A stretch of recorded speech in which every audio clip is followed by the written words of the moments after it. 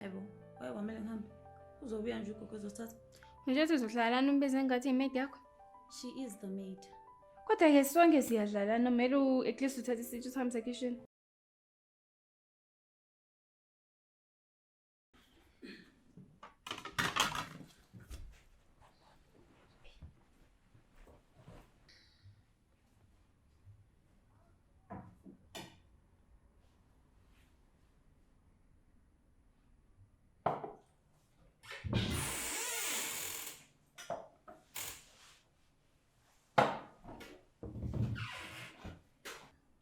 Anti gogo ngiyabonga khona ngoba bekumnandi.